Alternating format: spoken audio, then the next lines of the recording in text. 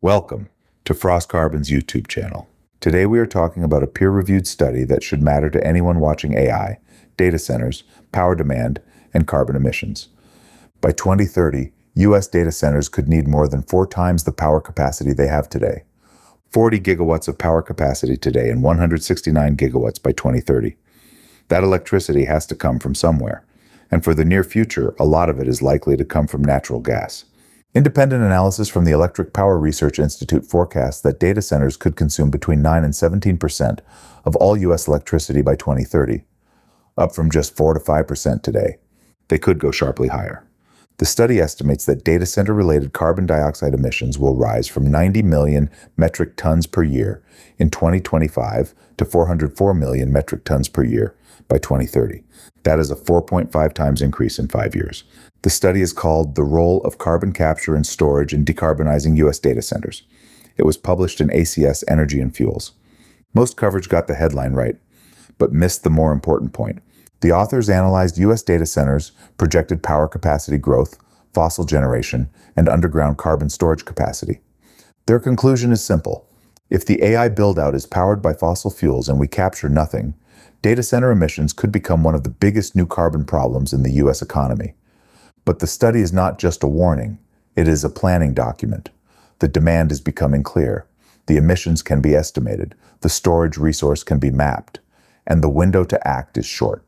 The U.S. has enormous underground carbon storage capacity. Much of it is in deep saline aquifers, which are layers of rock deep underground with saltwater-filled pores that can permanently store CO2. The researchers found that 34 states have enough underground storage capacity to store more than a century of projected data center emissions. In theory, if those states begin building the right injection and storage capacity, nearly 3/4 of projected data center emissions could be mitigated by 2030. Add pipeline transport from neighboring states and that number could reach 90%. But that does not mean the solution is easy. Carbon transport and storage are real infrastructure projects. They require permits, pore space, pipelines, monitoring, community engagement, and years of execution. No serious CCS project can ignore that. But the study's bigger point is that the underground storage resource is not the limiting idea. The geology is mapped. The storage potential is large. The pathway is visible. The harder bottleneck is upstream. You cannot store CO2 until you capture it. And for AI scale power, carbon capture has not yet been solved in the form the market needs. Fast to deploy, modular, no-water, solvent-free systems designed for natural gas power plants. This is the part most coverage misses. Carbon capture and storage has 2 halves. Storage is the destination. Capture is the front end. Even if transport and storage are technically proven, none of it matters unless the CO2 is captured first. Power plants supplying data centers need capture systems that work at their scale, on their timeline, and without the water use, chemical solvents, and heavy integration that have slowed legacy carbon capture technologies for decades. Boston Consulting Group analyzed 8 different power technologies and found that natural gas plants equipped with carbon capture scored highest across speed, cost, scalability, and low carbon performance. They estimate that using this approach to meet the 4 largest Hyperscalers' 2030 goals would require $70 to $80 billion in capital investment. That is where FrostCarbon comes in. FrostCC is built for this moment. The process is simple to explain. Compress, frost, melt, flue gas enters the system. The temperature drops. CO2 crystallizes out of the stream. Then it melts into liquid form, ready for transport and permanent underground storage. No water, no chemical solvents, no refrigerants. FrostCC is modular and standardized, which means it is designed to deploy faster than bespoke capture systems. It is designed for the natural gas power plants likely to support the AI build-out. And it produces CO2 in the form carbon transport and storage projects need.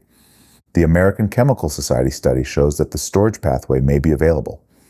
FrostCC is being built to supply the missing front end, the carbon capture system. The market is already moving. Hyperscalers need reliable power. Utilities have generation infrastructure. Carbon storage developers are advancing sequestration projects. Federal policy supports permanent storage through the 45Q tax credit. The pieces are starting to align, but alignment is not execution. The missing piece is modular, deployable capture. FrostCarbon is working to close that gap. If you are a data center operator, a utility, or a CCS developer, the place to start is a pre-FEED study. That is where the system gets scoped for your specific plant, emissions profile, site constraints, and storage pathway. Commission your pre-feed study at FrostCarbon.com. Investors should inquire at ir@FrostCarbon.com. The AI build-out is not slowing down. This power capacity build-out isn't either, and the emissions math is getting harder to ignore. And the storage opportunity is real. But the carbon still has to be captured first. That is the problem FrostCarbon is built to solve.